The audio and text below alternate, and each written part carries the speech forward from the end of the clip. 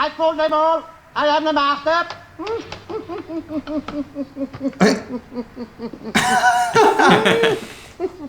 Well, hello and welcome back to the Shallow Proclamation. My name's Thomas and I'm joined by... Paul. Nice. And we're watching the Space Museum, which is the penultimate story of Doctor Who Series 2. The one before the penultimate one. Yeah. So the first episode was good, wasn't it? Yeah, it was really strong actually. Bit timey-wimey, but had a nice cliffhanger, so excited to see where this goes, I guess. Do give us a subscribe if you want to join us on this journey of reacting to all Doctor Who content, plus some extra little tidbits along the way. Do you think that's a regulation cut they've had to go for there? Yeah, it's a bit like Wolverine, isn't it?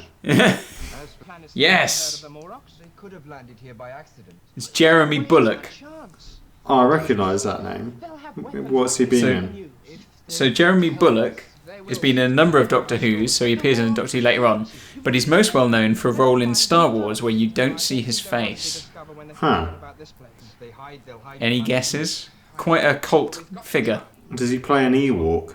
He's not an Ewok. I'll give you a clue.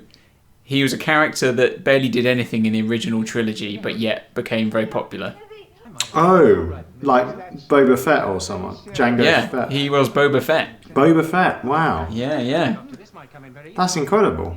The least important things sometimes, my dear boy, lead to the greatest discoveries. Like That was a nice moment there, wasn't it? Mm. Nice little inspirational speech by the Doctor. The edge of the frame is quite wavy, isn't it? Sorry? On the left, are you seeing that? Oh, yeah. It's like the whole screen is a McCoy crisp.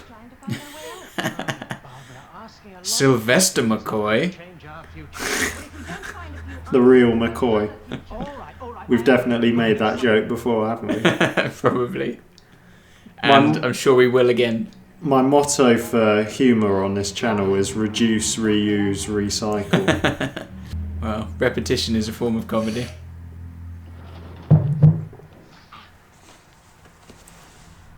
Repetition is a form of comedy.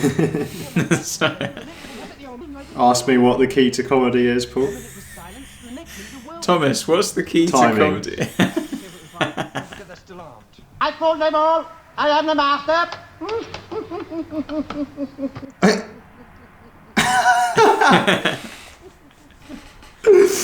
That was brilliant. I've never seen the Doctor inside a Dalek before. No. Oh, hello. Does the Doctor have any powers other than regeneration?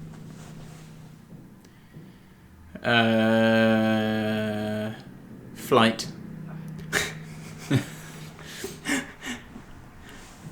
Well, no, although the Time Lords do sort of communicate with each other sometimes, don't they? Like, telepathically. Oh, yes. Yeah. There's some element of that. And in New Who, he can sort of make people go to sleep, can't he? Classic Doctor, it feels like here, where the Doctor's imprisoned in trouble, but yet he still appears as if he's in complete control. Yeah. Just kind of lots of confidence. And he appears unflappable. Doesn't need to flap, now he's got the power of flight. I was thinking the other day about pointless superpowers. Like, imagine if, X-Men and stuff, they're mutants, and most of the time their mutations give them good abilities like flight or something. But imagine if your power was every time you clap, a brioche appears at some place in the universe. Not even there with you. Just... No matter what you say, as long as you are seated in that chair. Really, surely there must be lots of pointless ones like that. You're out at a show and at the end you're just like, amazing. And somewhere in someone's living room, brioche is just falling on them. Like, ah! Yeah, I'm drowning here. You go to Xavier's school for gifted youngsters and he's just like, sorry, I don't think I can help you, love. You could work in the canteen. Are those seals? It's hard to tell. It's just supposed to be Or Earth. walruses? Walrus. Yeah. Oh yeah, woolry. Woolry. Many woolry. Yeah. What are these creatures? Just some old friends of mine. Previous regenerations of the Doctor. Yeah, this is one of the timeless children. There he is. Oh, hello. I've just noticed that chair. Did you see that? It was kind of transparent. Wow. There we go. No, it was good. Yeah, it was a little bit slower maybe than the first one, but I'm still with it as a concept and interested to see where it goes. What about you? Yeah, I'd agree that it's. I mean, the first episode was a really good setup. This one, I suppose you could say it is slower. So I can kind of understand why people might say this hasn't got. Maybe people find this one a bit boring. The story as a whole, but I'm not feeling bored by it. I think the scenes we've had there with the Doctor being interrogated. There's not a lot going on in the scenes, but actually, because I said, in it, the Doctor is very much being the Doctor, confident, giving sort of as good as he gets. It's not just kind of he's been locked up or anything. There's a nice bit of exchange between those two characters there, him and the sort of, as you say, the governor of the planet. So I think that works well. And like you say, nice to see the three of them paired off. Not paired. Trioed off. Ian and Barbara and Vicki together, because we've not really seen that so far, I don't think. So that's quite nice. Good dynamic. Yeah, because someone commented on our channel recently, I think, that how a lot of New Who, gets straight in with something dramatic and it's all very fast-paced, whereas these older stories take their time a bit more. And I hope people don't think that we're against that as a general I know sometimes we've found a few stories slightly boring, but it's not necessarily because they take their time. I mean, we've loved a lot of these stories from the first two seasons, and a lot of them do take their time to get to develop the characters and build the kind of mystery and stuff. So we're not against that as a general rule. I guess you look at some stories like the Sensorites and stuff, and I guess it's just when there's an episode that doesn't really provide new information and just feels unnecessary, I think that's when it then becomes tedious. Yeah, I mean, there's this argument, isn't there, like particularly in modern writing, that everything that happens should move the plot along in some way. And some people are very for that because they think, that keeps it moving, and there's nothing there's no excess baggage to your stories then. Whereas other people would say not everything needs to move the story along. I suppose the difference, what's the difference between a story that doesn't move the plot along? If you've got an episode, it doesn't move the plot along, but it's still sort of interesting, Yeah. So if the plot doesn't move along, but it still builds the world and maybe the characters a little bit, you get some time with the characters. It doesn't matter if the story doesn't necessarily move too much. I mean, the biggest crime really in some of these older stories tends to be, if stuff isn't happening, it can be boring.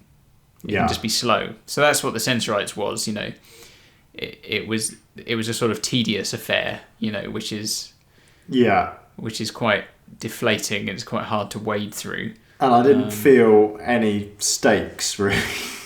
No, we were just kind of saying, right, come on, let's get to the next episode. Move the plot. At that point, you do want the plot to move along because it's not just that nothing's happening, but there's nothing even to interest you through what is going on. So yeah. But I don't feel that with this. I feel that even though it is obviously a slower episode, things are still moving forward. Absolutely. But actually, we had that nice character stuff with the Doctor being interrogated. We've got the three companions together. I like that. I mean, I think though, if I had to, I don't know. I was going to say, if I had to pick a favourite thing, I might just pick the Doctor in the Dalek. Because that's just quite a neat, funny little scene. Yeah. But maybe actually, my favourite thing is him being the Doctor in the chair at the end. Yeah, I think that was my favourite bit. The sort of the intellectual battle that was going on there, trying to outwit each other. That was well done. Yeah. Well, I mean, it's only a 4-parter as well. And we're halfway through, and it doesn't feel baggy. Yeah, excited to see where it goes, I guess. Yeah, same.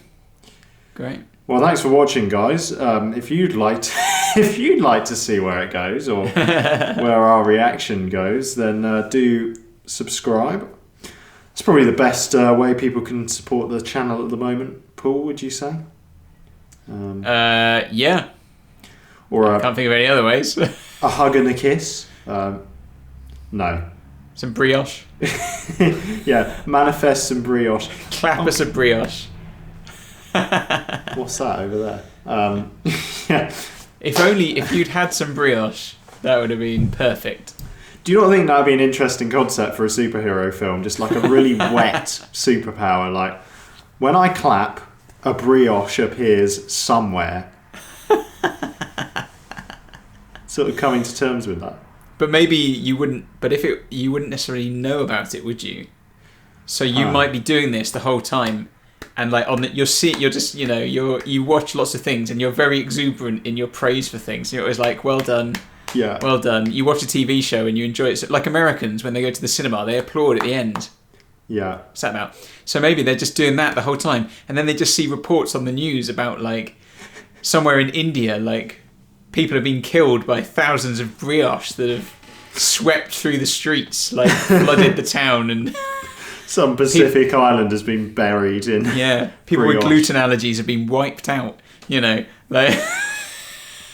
Oh, and you start to go, why is this happening? No one knows.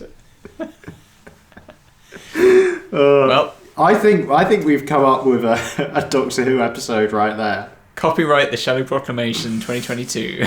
Yeah, you heard it here first. There's a timestamp in the bottom of this recording, so that's what this is when we discover the 60th anniversary is actually about David Tennant fighting a giant brioche. In which case, we are gonna take Russell T to court.